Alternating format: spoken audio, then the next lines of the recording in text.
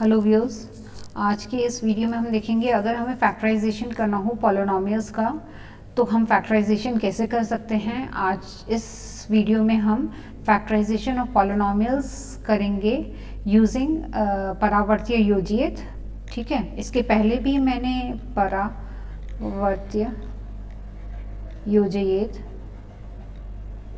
इसके पहले भी हमने जो है कुछ वीडियोस अपलोड किए थे, बट आज की इस वीडियो में हम कुछ टिपिकल प्रॉब्लम्स देखेंगे जिससे कि अगर हमें फैक्टराइजेशन करना है पॉलिनोमियल्स का तो हम कैसे परावर्तीय योजित अप्लाई कर सकते हैं, इस्तेमाल कर सकते हैं।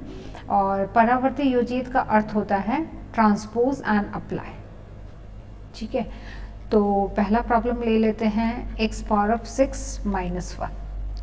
ठीक है, अब अगर x पावर ऑफ 6 माइनस 1 की बात करते हैं तो इसमें सबसे पहला फैक्टर जो है क्या हो सकता है, अगर हमें फर्स्ट फैक्टर आइडेंटिफाई करना है। ठीक है, तो अब हम कर देंगे x पावर ऑफ 6 माइनस 1। अगर हम जो है 1x की वैल्यू अगर हम 1 रखते हैं तो ये हमारा जो है 0 हो जाएगा। और अगर x इक्वल टू 1 जो है अगर हमने रखा और वो सेटिस्फाई हुआ, इसका मतलब x minus 1 is one of the factors.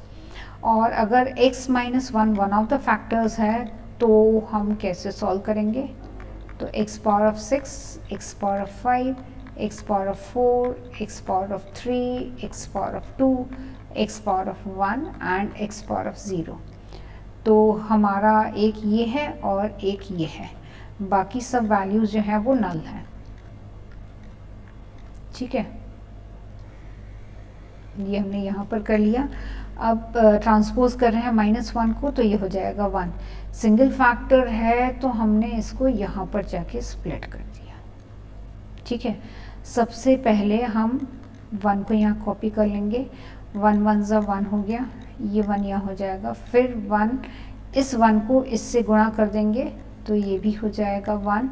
इस 1 को इस 1 से मल्टीप्लाई करेंगे, ये हो जाएगा 1। इस 1 को 1 से मल्टीप्लाई किए तो ये भी हो गया 1। इस 1 को 1 से मल्टीप्लाई किए इससे हो गया 1 एंड 1 इंटू 1 कर दिया तो ये हो गया 1 और ये वैल्यू हो गया 0।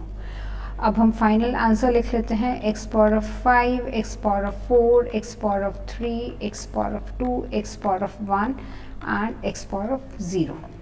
ठीक है, अब इसका मतलब हमारा फर्दर सोल्यूशन क्या हो गया, x power of 5 plus x power of 4 plus x power of 3 plus x power of 2 plus x plus 1।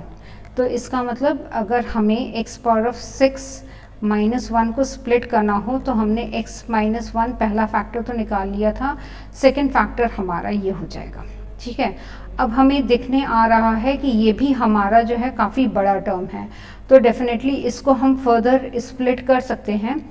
तो हमने लिखा x power of 5 plus x power of 4 plus x power of 3 plus x power of 2, ठीक है, plus x power of 1 plus 1।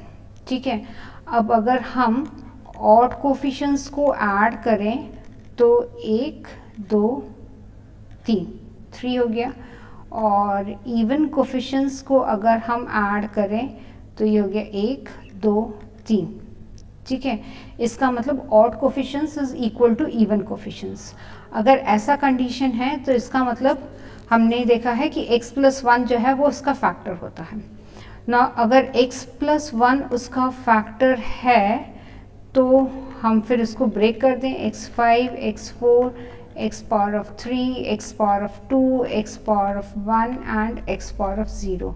सभी हमारा 1 हो गया, 1 1 1 1 1 1।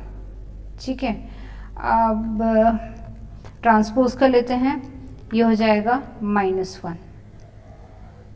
ठीक है, और ये हो गया यहाँ पर ऐसे, डन। तो इसके बाद हमने 1 कॉपी किया, 1 इंटू -1 इज -1, ये हो गया 0। 0 इंटू -1 0, ये हो जाएगा 1। 1 इंटू -1 ये हो गया 0। 0 इंटू -1 0, ये हो गया 1। 1 इंटू -1 ये हो गया -1, ये हो गया 0। एक पावर कम कर देंगे, x power of 4, x power of 3, x power of 2, x power of 1, x power of 0। इसका मतलब हमारा नेक्स्ट फैक्टर है x power of 4 plus x power of 2 plus 1। तो हम प्रॉब्लम को वापस पूरा लिख लेते हैं। x पावर ऑफ 6 माइनस 1 से हमने स्टार्ट किया था, तो x power of 6 minus 1 is equal to x minus 1। हमने मैं इस वाले स्टेप को लिख रही हूँ वापस, ठीक है। और ये आ गया था x power of 5 plus x power of 4 plus x power of 3 plus x power of 2 plus x plus 1। यहाँ तक हो गया। अब हमने फिर देखा कि हमने इसको फर्दर स्प्लिट किया, तो इसका मतलब हमारा आंसर क्या आ गया, x power of 6 minus 1 is equal to, देखिए x माइनस 1 तो हमने पहले निकाल दिया था, अब इस वाले टर्म को हमने स्प्लिट किया इस वाले टर्म को, तो हमारा x प्लस 1 आ गया and x power of 4 plus x square plus 1, ठीक है। अब हम अगर चाहें तो हम फर्दर भी इसको x पावर ऑफ 6 हो गया, तो अब आप ये देख लीजिए, ये हो जाएगा x स्क्वायर माइनस 1 स्क्वायर हो जाएगा, यानी x स्क्वायर माइनस 1 हो जाएगा, और दूसरा फैक्टर होगा x power of 4 plus x square plus 1। अगर हम चाहें तो हम इसको फर्दर स्प्लिट कर सकते हैं और x power of 4 plus x square plus 1, otherwise this could be the answer. Depend करता है कि आपको आंसर फाइनल किस फॉर्म में चाहिए। तो इसका मतलब जैसे अगर हमने स्टार्ट किया था कि x पावर ऑफ 6 माइनस 1 है हमारा प्रॉब्लम, तो हमने पहला फैक्टर ले लिया x माइनस 1, तो वहाँ से अगर हमने स्टार्ट किया तो ये पहला अगर हमने फैक्टर ले लिया तो उसके बाद ये हमारा सेकेंड फैक्टर आया। फिर सेकेंड फैक्टर क्योंकि बड़ा आ रहा है तो फर्दर आप इसको जो है और भी स्प्लिट कर सकते हैं और इसको जो है आप फर्दर स्टेप तक भी ले आ सकते हैं। अब अगर हम इसकी बात करें x power of 4 plus x power of 2 plus 1, ठीक है, इसमें हमारा 1 का कंडीशन तो सेटिस्फाई नहीं होगा और -1 भी नहीं होगा। हम 2 और -2 इसको फिर फर्दर कर सकते हैं और एक्सप्लोर कर सकते हैं कि इसके फर्दर और क्या जो है हमारे फैक्टर्स हो सकते हैं। अदरवाइज आप ये बीच वाले टर्म को आप स्प्लिट कर सकते हैं यूजिंग अनुरूपेण, और जो है आप 2 - 1 अगर हम करें तो मेरे ख्याल से क्या होगा, 2 - 1 से हम शायद कर सकते हैं। तो हम इसको लिखेंगे x4 plus 2x square minus x square plus 1। ये मुझे गलत क्यों लग रहा है, क्योंकि प्लस इंटू माइनस जो है वो माइनस हो जाएगा और यहाँ पर प्लस है। तो दैट वाज ऑल कि कहाँ तक हम इसको फर्दर स्प्लिट कर सकते हैं। तो x पावर ऑफ 6 माइनस 1 जो है, क्योंकि अगर ये तो वैसे अगर आप देखें तो x पावर ऑफ 6 माइनस 1 क्या होता है, that is x cube minus 1 cube and x cube plus 1, ठीक है।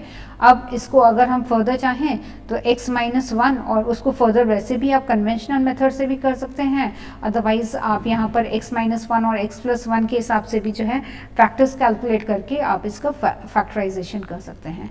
तो इसका मतलब परावर्त योजयित में डिपेंड करता है कि आपका प्रॉब्लम क्या है और आप उसको कैसे सॉल्व करना प्रेफर कर सकते हैं। एक हम प्रॉब्लम और ले लेते हैं इसी टिपिकल टाइप का, कि सपोज हमारे पास सेकेंड प्रॉब्लम है a power of 4 plus 4a square minus 5, इसका फैक्टर निकालना है।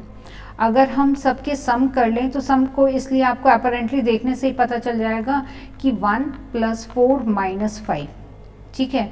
तो ये हमारा सम हो गया 0, और अगर हमारा सम हो गया 0 तो इसका मतलब जो है, अगर हमारा सम हो गया 0 इसका मतलब a minus 1 is one of the factor, ठीक है। जो है हमारा ये हमने फर्स्ट फैक्टर मेकआउट कर लिया। अगर हमने फर्स्ट फैक्टर मेकआउट कर लिया तो उसके अकॉर्डिंग हाँ हम बाकी भी जो है वैल्यूज़ निकाल सकते हैं। तो हमने लिखा a minus 1, a power of 4, a power of 3, a power of 2, a power of 1, a power of 0। यहाँ पर हमने जाके स्प्लिट कर दिया, ये हो गया यहाँ हमने 1 कर दिया। अच्छा पहले यहाँ पर हम इसके कोफिशिएंट्स लिख लें। ये हो जाएगा 1 0 4 0 -5। ठीक है, हमने यहाँ पर 1 कॉपी कर लिया। 1 1 ज़ा 1, ये हो गया 1 1 ज़ा 1, 5 5 1 ज़ा 5, 5 इंटू 1 इज 5 और ये वैल्यू हो गया 0। ठीक है, तो इसका मतलब एक हम पावर जो है कम कर देंगे, that is a³ a² a1 and a0। तो इसका मतलब हमने पहला फैक्टर a-1 निकाला था, दूसरा फैक्टर आ गया a³ plus a² plus 5a plus 5। हम इसके और भी फैक्टराइजेशन कर सकते हैं, क्योंकि देखने से ही ये जो है अंडरस्टूड है। a² हम इन दोनों में से कॉमन निकाल लिए, a प्लस 1 प्लस 5 हमने कॉमन निकाल लिया a प्लस 1। इसका मतलब हमारा वैल्यू क्या आया, a-1 a plus 1 and a² plus 5। ठीक है, ये हमारे फाइनल फैक्टर्स आ गए ना। एक चीज़ मैं और बता दूँ, ये प्रॉब्लम को जब हमने स्टार्ट किया था तो a-1 से हमने स्टार्ट किया था। अदर पॉसिबिलिटी वुड बी कि a-1 के बदले हम a प्लस 1 भी ले लें, क्योंकि the sum of the even coefficients is 5 और the sum of the odd coefficient is also 5। तो वहाँ पर हम a प्लस 1 का फैक्टर लेकर भी जो है इस प्रॉब्लम को सॉल्व कर सकते हैं। ठीक है, तो एक स्टेप मैं और दिखा दे रही हूँ कि अगर हम a प्लस 1 का फैक्टर, क्योंकि यहाँ पर देखिए a प्लस 1 हमारा एक फैक्टर आ रहा है, तो अगर हमने a प्लस 1 का फैक्टर ले लिया और हमारा प्रॉब्लम है a power of 4 a power of 3 a power of 2 a power of 1 and a power of 0। हमारा इक्वेशन था a power of 4 plus 4a² minus 5। ठीक है, तो हम ले लेंगे 1 0 4 0 एंड माइनस 5। ठीक है, ये हमने यहाँ पर स्प्लिट कर दिया, ये हमने यहाँ पर ऐसे कर दिया, ट्रांसपोज कर दिया -1 में। ये हो गया 1